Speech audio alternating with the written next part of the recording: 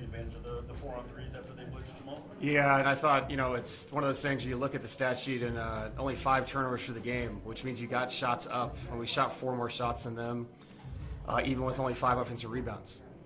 So I did think guys were trying to do the right thing. I'll give them credit. I thought they did a good job with all of our split stuff. They took that stuff away. And then obviously when they blitzed Jamal, and for good reason, he was going there. But he finished with 11 assists for the right reasons. I'll take the shots that we shot in the first half and made that we didn't make in the second half. I think we only made 3 threes in the second half. So the shot creation, it got a little ugly late. I thought we got tired. But I thought early in the third, throughout early in the fourth even, I thought the shots were good shots, didn't fall. But the defense, we got tired there. They get that 58 points is way too many and a half. So, yeah, just frustrating up for the guys just because they played so well in the first half. Just couldn't continue it in the second half. All things considered, not having the centers, what did you think of the rebounding effort tonight? Extremely, extremely impressive the first half. And I thought the second half we wore down a little bit. And also with the size, they just kill us in transition.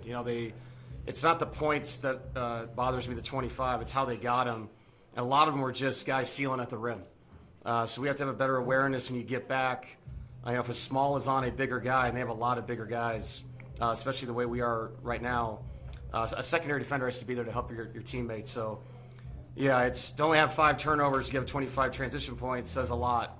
They were crossing half court, finding things easy at the rim the whole second half.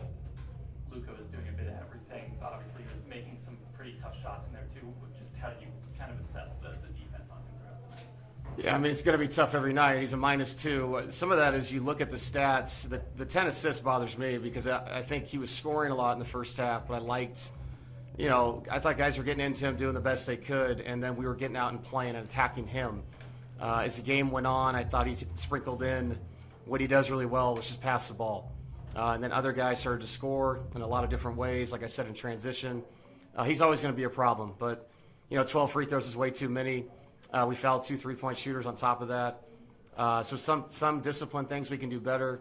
Overall, though, I thought Peyton gave great effort on him. I really did. We were trying to stay out of hitting him as much as we could just to not open up everybody else, but everybody else kind of got going there in the second half just off their transition offense. You mentioned Peyton. What did you think of just his game overall? That big swat, that steal that kind of put you guys back in it in the fourth quarter? Yeah, Peyton reminded me of the rest of our team. I thought the energy was incredible in the first half. The second half, it just felt like we wore down. I played 8 people, so that's on me if that happens. By just that 8 was so good in the first half. We tried to stick with that rotation. And I thought Peyton was really good. You got to guard Luka. You got, ball handling responsibilities, weak side help responsibilities. You're not guarding him. So his effort was great again. 38 minutes. He's been playing the incredible, heavy minutes right now. So it's going to continue in the short term. But, yeah, Peyton's been given everything he has, and that's all I can ask for him. You guys have another back-to-back coming up. Where do you find the energy going forward? I think from each other. I said in the timeout, and sometimes it's, it's sports talk, but you have to just keep talking to each other. You're going to have nights where guys, they just don't have their legs, and you just have to find a different way to win the game. So that's why I give the Lakers credit. They made shots. They seemed to control the pace of the game in the second half, and it felt like we just couldn't find enough to get ourselves back into it once they took the lead. But to be up 2 at the end of 3 after a struggle in the third quarter, I was hoping to see if we can make a run there, push it back out to 8 or 10, and unfortunately they made the run. What's your message to the team when you said you liked the shots they were getting, they just weren't falling? It seems like there's a lid on the bucket. What do you tell them? Keep shooting. Yeah, we shot 40% from 3. Unfortunately, it didn't. We shot the hell out of it in the first half, not the second half. I thought the thing that killed us was in the paint, though. When they did blitz Jamal, we found paint shots, we missed them. And to be 3 for 11 in transition opportunities and to miss 18 shots in the paint that I thought were really good shots against a team that's really, really struggled to control the paint defensively, I thought that hurt us. It wasn't just the 3-point line. It was kind of all-encompassing in the second half as far as shots not going in. Were you satisfied with the amount of switch hunting you guys were still doing in that second half, especially when they started showing more with Luka at the level? Say that again? Were you satisfied with the amount of switch hunting you guys were doing, trying to get Luka involved in action? I'll be honest, I thought it was really effective, and then I thought it took us out of what we do. I think next time, if I could, right now I haven't watched the tape, but going back, I think we need to mix it up a little bit more. We attacked him. I thought it was the right thing, but maybe we overdid it. Then you lose the rhythm of what you're trying to do offensively. But that's part of the game against those guys. You have to attack people you think can, create 2-on-1s, 3-on-2s. And obviously their adjustment was to bring a second defender. And when teams do that, you create that 3-on-2, 4-on-3, whatever you want to call it. You have to take advantage of it, and we just didn't do it. Was the second half, kind of going off what you said in your pre-presser, that you're playing guys so many minutes, was that kind of a warning sign that second half of kind of fatigue and tired and just guys seem a little worn out?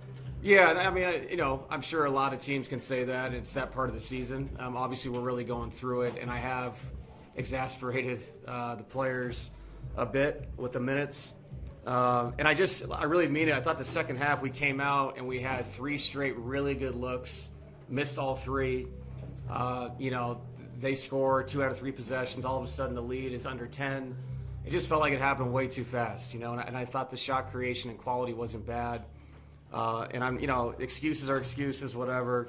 They beat us. Like, they came in and won the game. So incredible first half, very entertaining. The guys played extremely hard. And I just thought the legs got to us offensively in the second half.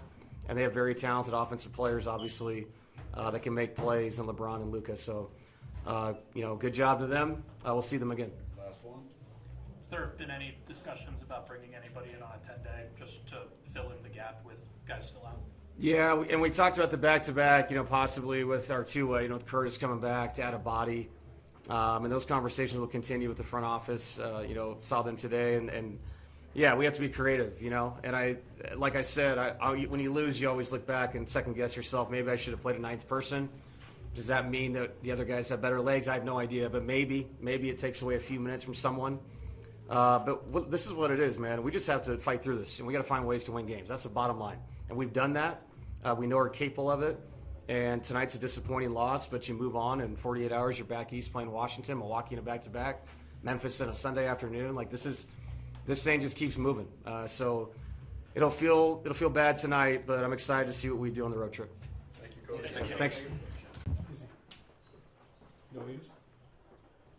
I lost all respect. Yep. Jamal, with how they were guarding you in the second half, do you feel like you guys were able to get good looks? They just didn't fall? Yeah, we got great looks, and everybody was starting to get into rhythm. Like, we still were up, even without me shooting, we were still up 7-8. I remember it being 81-80, or 81-88. And then, they were scoring. I think LeBron went on a little run. They got a couple and ones. And then I feel like we just had some time. It kind of felt like the Cleveland game where we just had like great looks but timely misses. I fumbled the ball. I missed a floater. I missed a couple layups right at the rim. Zeke, P-Watt right at the rim. I felt like those ones were just deflating because they came back and scored, and it was just kind of like, damn, we got the looks we wanted. We just didn't convert. So it's nice. It's tough to analyze the game when you miss those bunnies, and that comes back to haunt you. That's really all I felt like. I felt like we had control most of the game until, even with all the doubles on me, it felt like we were still getting good looks and shots we want. Lucas obviously a tough cover. He makes really tough shots, and when you guys are playing great defense, what are you guys trying to force him into? And Just not foul him. Yeah. I mean, he's going to score. He's Luka Doncic. What is 12 free throw attempts? It's going to be tough rebounding every night without your centers. What do you think of the effort tonight from the group? The effort was there. I just think, again, just timely ones.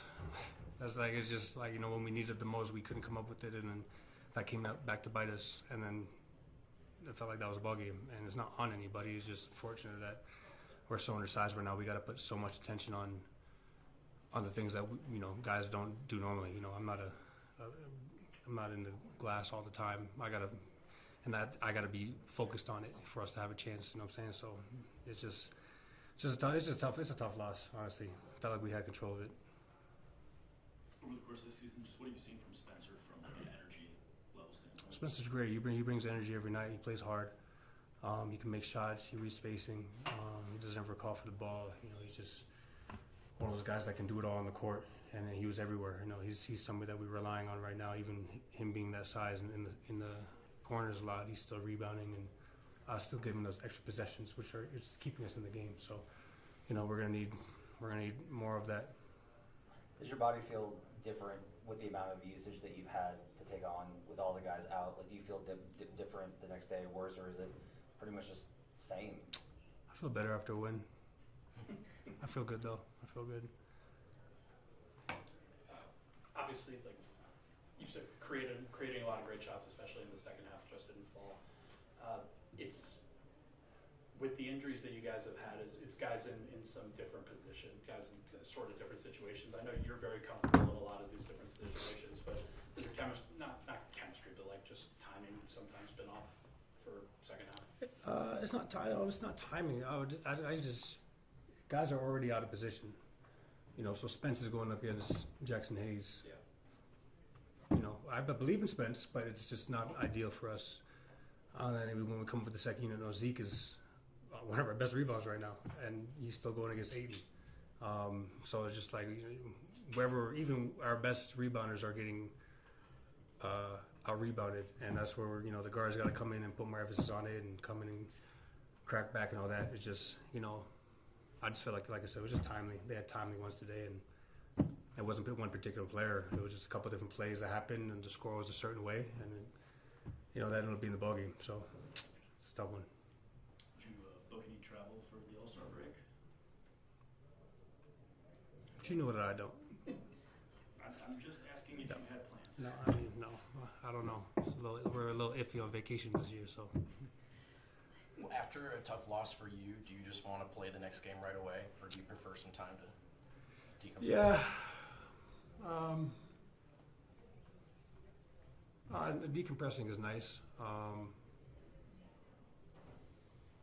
It was just a tough loss today. We felt like we were up the whole game, and when they come back and beat you, especially on your home floor, it's like one of those ones. So, yeah. One more question. Where can you guys find the energy again on the road? Now you got it back-to-back coming up again. I think we'll be a good spot. We've lost a couple in a row. I think the urgency will be there. The pace will be there. We just got to make sure we gain rebound and not turn over the ball. Especially on the road. I think we do those things, we'll give ourselves a great chance no matter who we have out there. So, just rebounding right now is an issue for us, which rightfully so. Thanks, Jamal. Spencer, with how they were guarding Jamal in the second half, do you guys feel like you were able to get good looks? They just maybe didn't fall. Yeah.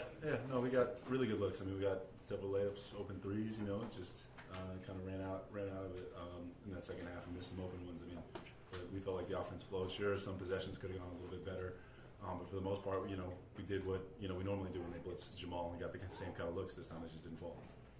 With the rebounding, obviously, you guys don't have your centers right now. It's going to be tough every night. What did you think of the effort tonight from the group? I thought it was great. I mean, especially coming off that Charlotte game where it was pretty piss poor. A lot of guys were, especially the guards were coming back, cracking out, helping guys like me, AG, and Zeke and stuff like that. Knowing we're a little bit undersized there. I thought we did a decent job. I mean, look, some of them aren't just going to bounce your way. I mean, that's natural when you're out of pretty much all your centers. But yeah, it was a valiant effort.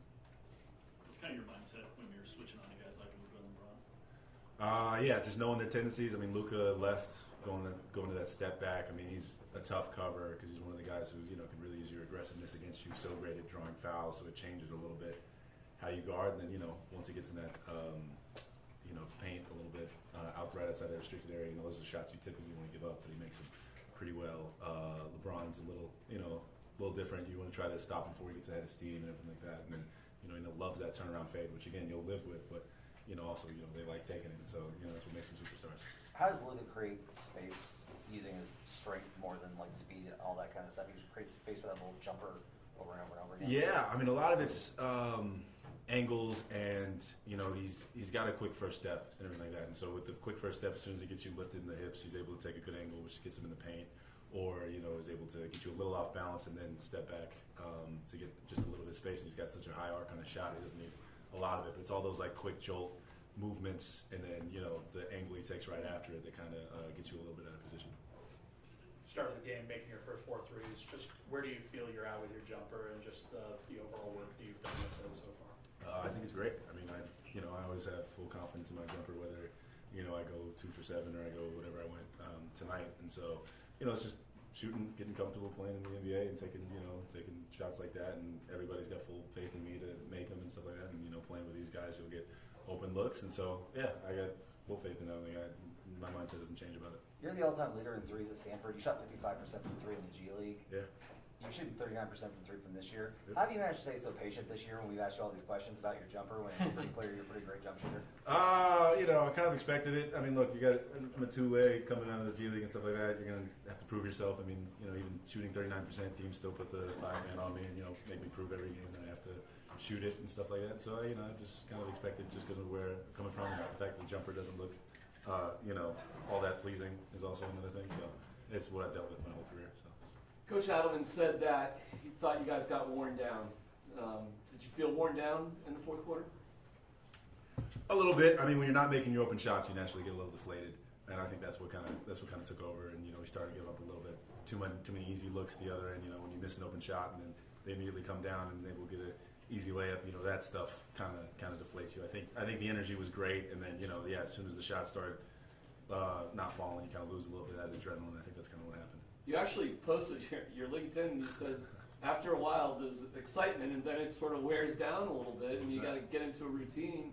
I wonder if that's the case here without so many guys that it's like, whoa, we've had some excitement, but boy, this is a grind. Yeah, I mean, it's an 82-game season. I mean, there's a reason. Everyone was talking about the OKC, breaking the Warriors record now. I don't know where they're at now, but they've lost a couple of games. It's just hard to maintain that level of consistency, especially when you have so many guys out and the valiant efforts and all the energy expended to get to the record we've had already. A winning record without Yoke and stuff like that. I mean, naturally you're going to have ebbs and flows with it, and so the biggest thing is just not overreact with it. Like I said, we played how we've always played throughout the stretch, and this time shots didn't fall, and that happens. You are a two-way guy. You've been in the starting lineup now for a couple of months. Yeah. Is there any, fatigue or just, wow, this is a bigger workload than I was expecting coming into the year? Yeah, no, I've definitely started to feel it around these last few games just because, you're around, around like 40-something games, and I've never played this many in the season. And so, naturally kind of body's feeling a little bit of a break. But, all the guys, everybody talks about, this is kind of that stretch, the month before All-Star break you kind of got to get through. But no, it's just learning the kind of professionalism it takes to kind of be a great, sustaining, and winning team. So. I don't think you fouled out of a game, but you have picked up a number of fouls in these 100%. games.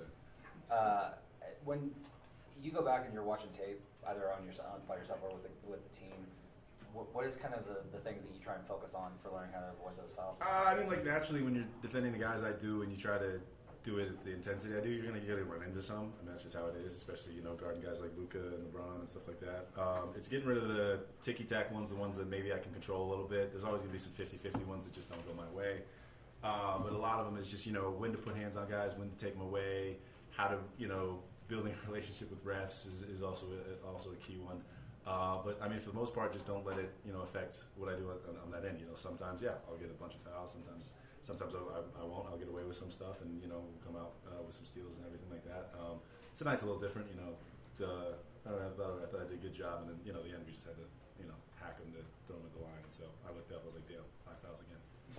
Are you having more productive conversations with the refs now than you were maybe 2 months ago? Yeah, it's nice to know they know my name now. That's great. Before they didn't know anything, and you try to talk to them, they'll, I wouldn't say dismiss you, but won't hear you out as much. Now I do feel I'm building more and more credibility. They've seen me and refed me in a few more games, know my game, and a little bit more of those 50-50 ones are kind of a little bit going my way, and that's just the natural progression.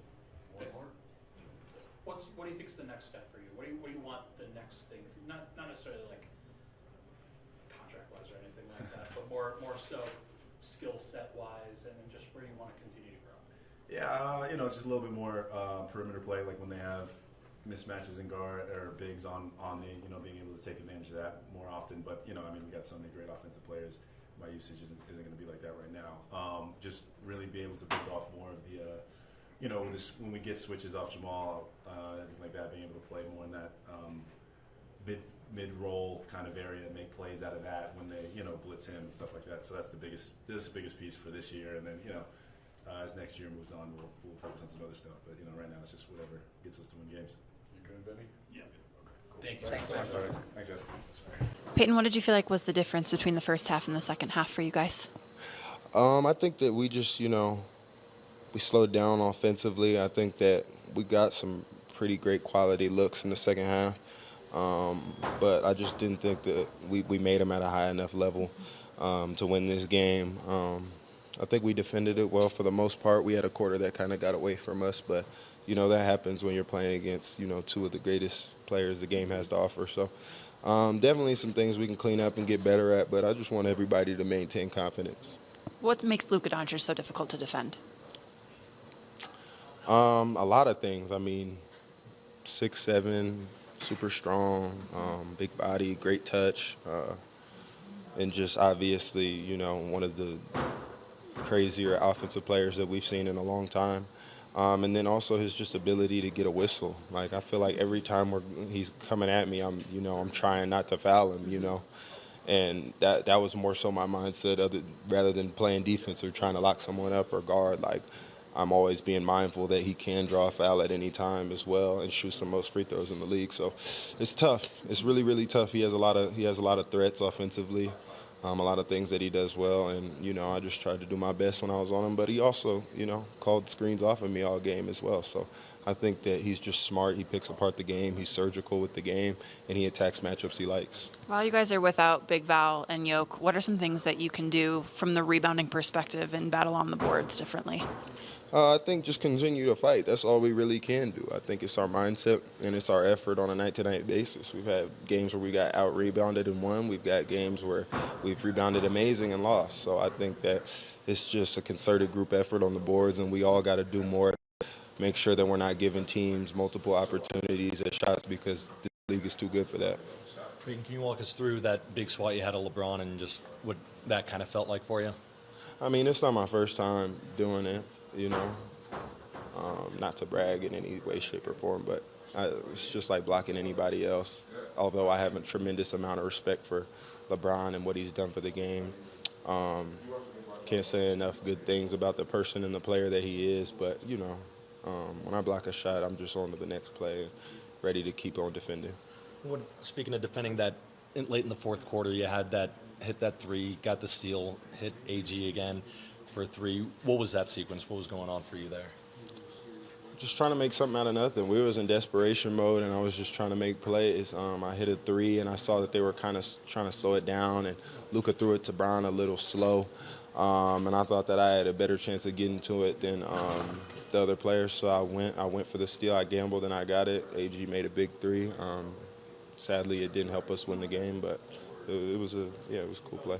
I know it's this time of year, and even David Adelman was talking about how every team is tired at this point, but when you don't have energy, how can you create energy out there? I think we all know what we signed up for. We all know we got to play 82 games regardless, so regardless if they come off of back-to-backs or day of rest in between, we all got to play the same amount of games. We all know what we signed up for. At least myself, that's how I look at it. So we just got to, nobody said it's easy. This is the best league in the world, so we got to find ways to keep going out there, fighting adversity, hopefully get some guys back from injury. But other than that, just keep on fighting. It's all about our mentality towards the games.